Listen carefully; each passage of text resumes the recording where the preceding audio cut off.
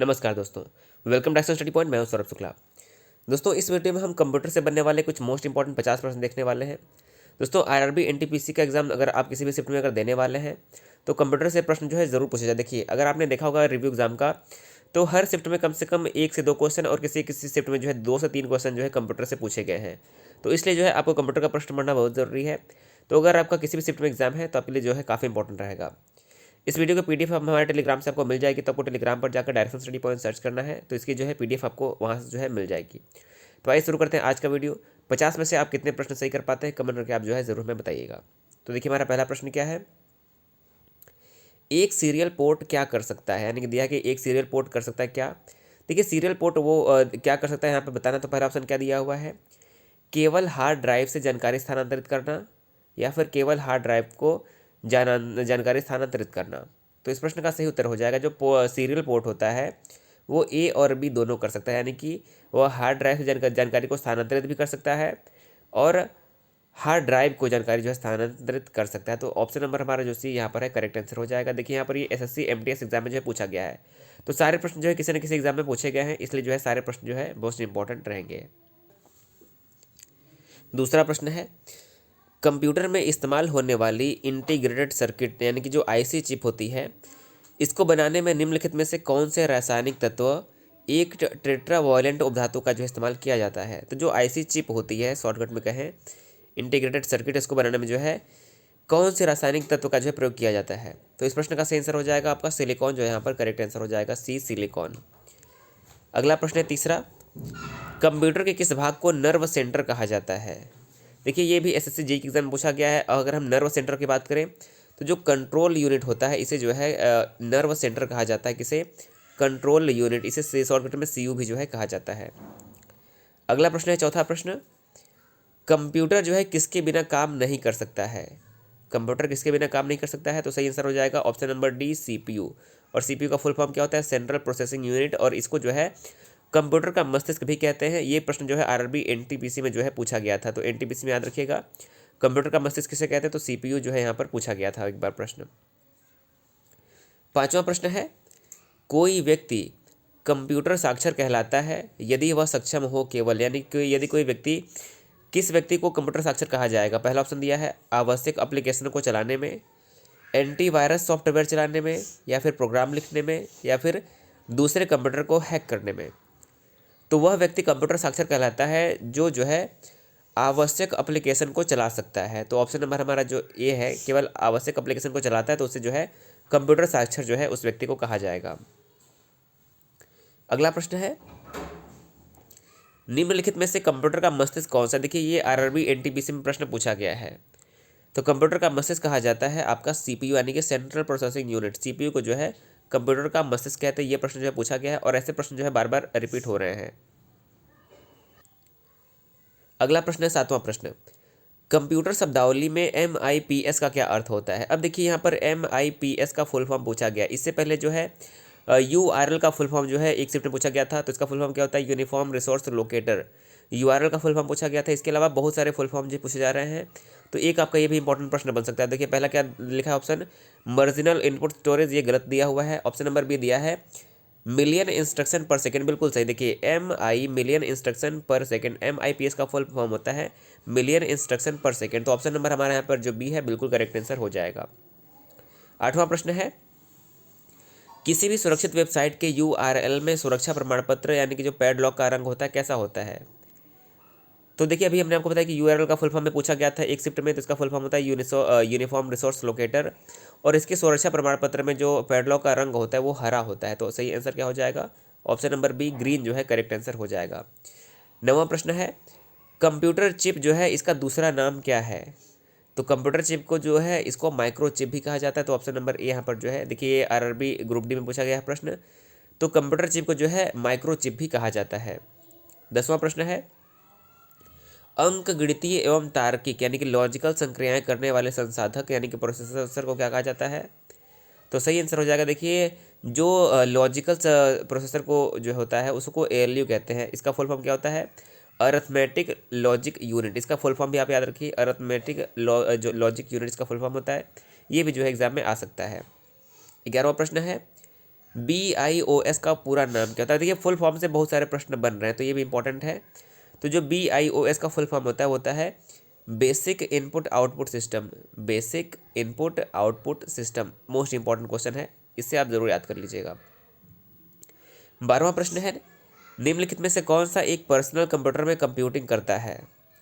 तो personal computer में computing का कार्य जो है वो CPU करता है, यानी कि सेंट्रल प्रोसेसिंग यूनिट, और इसी को जो है कंप्यूटर का मस्तिष्क यानी कि ब्रेन ऑफ कंप्यूटर कहा जाता है।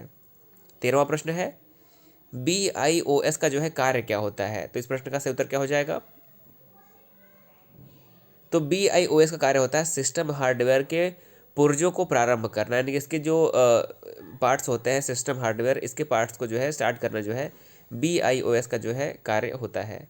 अगला प्रश्न है 14वां, जब कंप्यूटर स्विच ऑन किया जाता है तब ऑपरेटिंग सिस्टम हार्ड डिस्क से मेन मेमोरी में लोड होता है, तो उस प्रक्रिया को क्या कहा जाता है? तो इस प्रक्रिया को कहा जाता है बूटिंग। ऑप्शन नंबर ए जो है यहाँ पर करेक्ट आंसर हो जाएगा। अगला प्रश्न है 15वां, निम्नलिखित में से कौन सा आमतौर पर कंप्यूटर का एक पेरिफेरल नहीं माना जाता है? तो देखिए माउस, कीबोर्ड और प्रिंटर को कंप्यूटर का पेरिफेरल माना जाता है, लेकिन हार्ड ड्राइव को नहीं माना जाता है, तो यहाँ पर डी ऑप्शन जो है करेक्ट आंसर हो जाएगा। अगला प्रश्न है 16वां प्रश्न, निम्नलिखित में से कौन सा एक पेरिफेरल डिवाइस नहीं है? तो देखिए प्रिंटर, मॉनिटर और कीबोर्ड जो है पेरिफेरल डिवाइस है, लेकिन जो मदरबोर्ड है यहाँ पर पेरिफेरल डिवाइस नहीं है, ऑप्शन नंबर सी जो है करेक्ट हो जाएगा। 17वां प्रश्न है, VLSI का पूर्ण रूप यानी कि फुल फॉर्म क्या है? देखिए ये रेलवे ग्रुप डी में पूछा गया प्रश्न है। तो VLSI का फुल फॉर्म होता है very large scale integration. Very large scale integration, ये क्वेश्चन जो है इंपॉर्टेंट है। अगला है, कंप्यूटर विज्ञान में CPU का पूरा नाम क्या है? तो कंप्यूटर का यानी कि CPU का फुल फॉर्म क्या होता है आप सभी को पता होगा, सेंट्रल प्रोसेसिंग यूनिट जो है, यानी कि ऑप्शन नंबर 20 प्रश्न का बिल्कुल करेक्ट आंसर हो जाएगा। 19वां प्रश्न है, कौन सा बैकअप के बारे में सच नहीं है? बैकअप के बारे में कौन सा सच नहीं है? तो देखिए कंप्यूटर फाइलों की सटीक प्रतिलिपि ये सही है बैकअप के लिए। यह कारोबार की निरंतरता योजना का हिस्सा है, बिल्कुल सही है। ऑफ साइड और ऑन साइड पर बैकअप अधिक फायदेमंद होते हैं, ये भी बिल्कुल सही है। तो सही कौन सा नहीं है? तो हमारा सी ऑप्शन जो है करेक्ट हो जाएगा। PC को नियमित रूप से बैकअप की आवश्यकता नहीं है, ये जो है बात गलत है। PC को जो है नियमित रूप से बैकअप की आवश्यकता होती है, सी ऑप्शन सही हो जाएगा। अगला प्रश्न है 20वां, निम्न में से कौन कंप्यूटर हार्डवेयर नहीं है? तो आपको हार्डवेयर पहचाना है, कौन सा कंप्यूटर हार्डवेयर नहीं? देखिए प्रिंटर हार्डवेयर है, माउस हार्डवेयर है, कीबोर्ड हार्डवेयर है, कंपाइलर जो है हार्डवेयर नहीं बल्कि कंपाइलर जो है सॉफ्टवेयर है। 21वां प्रश्न है, निम्नलिखित में से कौन सा भारत का पहला सुपर कंप्यूटर? देखिए ये वेरी वेरी इंपॉर्टेंट क्वेश्चन है। तो भारत का जो पहला सुपर कंप्यूटर हो जाएगा, देखिए RRB NTPC में पूछा गया है, तो भारत का पहला सुपर कंप्यूटर है परम 8000। परम 8000 जो है भारत का पहला सुपर कंप्यूटर है। अगला है 22वां प्रश्न, भारत का पहला स्वदेशी सुपर कंप्यूटर कौन सा है? तो ये भी हमारा वही हो जाएगा, परम 8000 जो है भारत का पहला सुपर कंप्यूटर है, और ये भारत का पहला स्वदेशी सुपर कंप्यूटर है। परम 8000 जो है आपका सही आंसर हो जाएगा। कभी कभी परम में भी 4000, 6000, 8000 लिखा होता है, तो आपको 8000 जो है याद रखना है। 23वां प्रश्न है, मेमोरी आकार और प्रदर्शन के आधार पर किस प्रकार के कंप्यूटर को बिग आयरन के रूप में जाना जाता है? तो किस प्रकार के कंप्यूटर को बिग आयरन के रूप में जाना जाता है? सही आंसर हो जाएगा, मेन फ्रेम कंप्यूटर को जो है बिग आयरन के रूप में जो है जाना जाता है। अगला है 24वां, कंप्यूटर सिस्टम जिसे किसी भी भंडारण यंत्र की आवश्यकता नहीं होती है, सही आंसर क्या हो जाएगा? तो जो एनालॉग सिस्टम ऐसा होता है जिसे किसी प्रकार की स्टोरेज की आवश्यकता नहीं होती, ये ऑप्शन जो है एनालॉग करेक्ट आंसर हो जाएगा। अगला है 25वां, सर्वप्रथम एप्पल कंप्यूटर कौन सा था? तो यानी कि सबसे पहला एप्पल कंप्यूटर कौन सा था, ये ग्रुप डी में पूछा गया है। तो एप्पल 1 जो है पहला एप्पल कंप्यूटर है, ये ऑप्शन करेक्ट हो जाएगा। अगला है 26वां, वर्ष 2015 तक कंप्यूटर की कितनी पीढ़ियों का उत्पादन हुआ था? तो 2015 तक जो है कुल मिलाकर 5 कंप्यूटर की पीढ़ियों का उत्पादन जो है हुआ था, तो बी ऑप्शन जो है करेक्ट हो जाएगा। 27वां प्रश्न है, कंप्यूटर की किस पीढ़ी में प्रोग्रामिंग के लिए यांत्रिक यानी कि मैकेनिकल लैंग्वेज का प्रयोग किया गया था? तो सही आंसर क्या हो जाएगा, पहली, दूसरी, तीसरी या फिर चौथी? तो सही आंसर हो जाएगा पहली पीढ़ी में जो है प्रोग्रामिंग के लिए मैकेनिकल लैंग्वेज का प्रयोग किया गया था। ये RRB ग्रुप डी में जो है पूछा गया प्रश्न है। 28वां प्रश्न है, दुनिया का पहला प्रोग्रामर किसे माना जाता है? तो सही आंसर हो जाएगा, दुनिया का पहला प्रोग्रामर जो है एडा लवलेस को माना जाता है। बी ऑप्शन जो है इस प्रश्न का सही आंसर हो जाएगा। टिम बर्नर्स-ली की बात करें तो इन्होंने जो है WWW की जो है स्थापना की थी, वर्ल्ड वाइड वेब इन्होंने जो है बनाया था। 29वां प्रश्न है, निम्नलिखित में से वर्ष 1976 में विकसित सर्वप्रथम सुपर कंप्यूटर कौन सा है? तो 1976 में विकसित जो है सुपर कंप्यूटर है क्रे 1। ऑप्शन नंबर बी जो है करेक्ट हो जाएगा। 30वां प्रश्न है, निम्नलिखित में से कौन सी श्रेणी पुणे में विकसित भारत के सर्वप्रथम सुपर कंप्यूटर श्रेणी है? तो हमने भी बात की कि भारत का सबसे पहला स्वदेशी सुपर कंप्यूटर कौन सा है? तो ये हो जाएगा आपका परम 800, परम 8000। तो जो है आपका परम जो है सही आंसर हो जाएगा।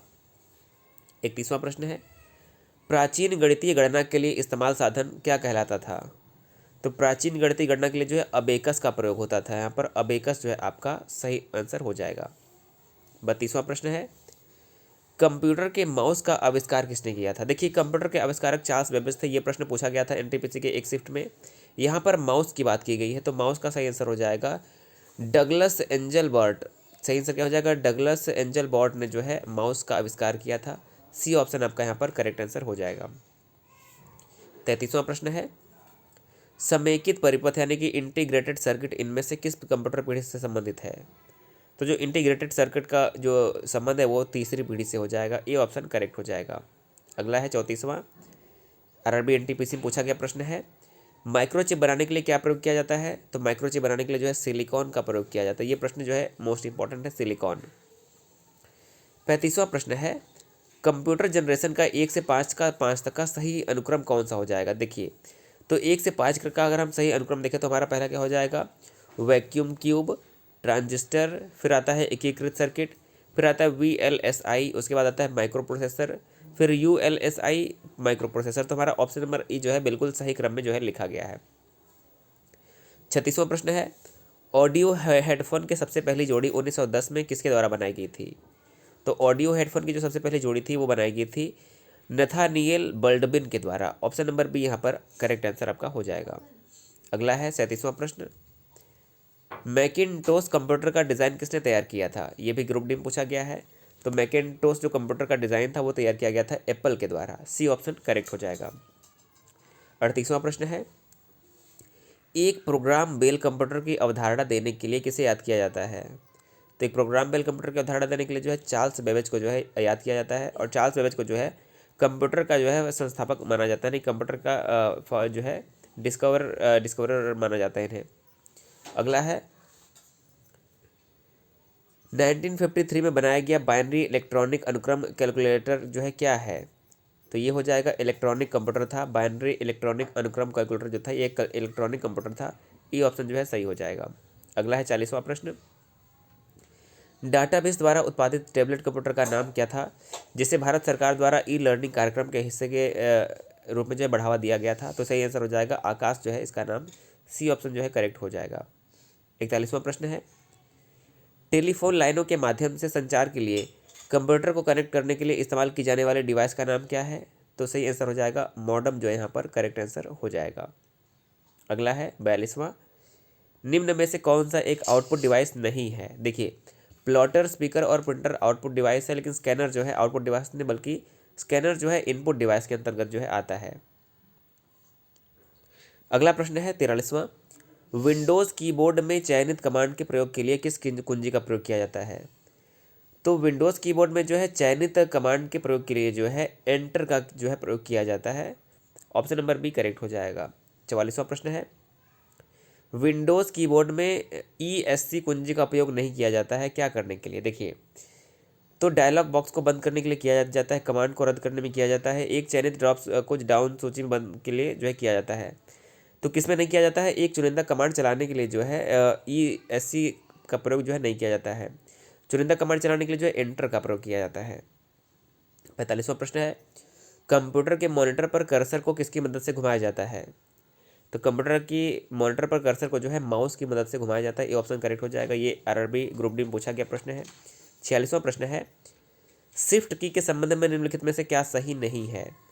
तो देखिए, शिफ्ट की के संबंध में क्या सही नहीं है? इसका सही आंसर हो जाएगा आपका, यह वॉइस टाइपिंग को सपोर्ट नहीं करता है। क्या हो जाएगा आपका? जो आपका शिफ्ट की होता है यह वॉइस टाइपिंग को सपोर्ट नहीं करता है। इसके अलावा यह एक एड ऑन ऐप है, यह एक इंटेलिजेंट कीबोर्ड है, नॉर्मल एंड्रॉयड कीबोर्ड के स्थान पर जो इसका प्रयोग किया जाता है। सही हो जाएगा। डी ऑप्शन जो है सही हो जाएगा यहाँ पे।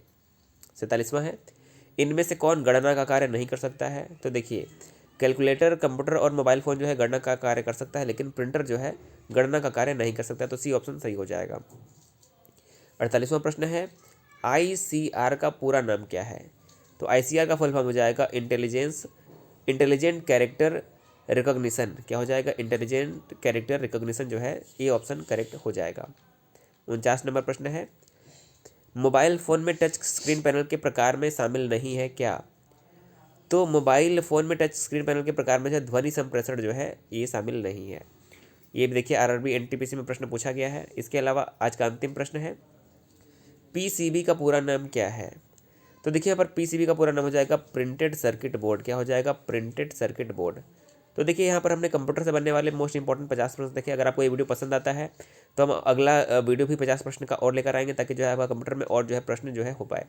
तो वीडियो को जरूर शेयर करिएगा। वीडियो देखने के लिए बहुत बहुत धन्यवाद।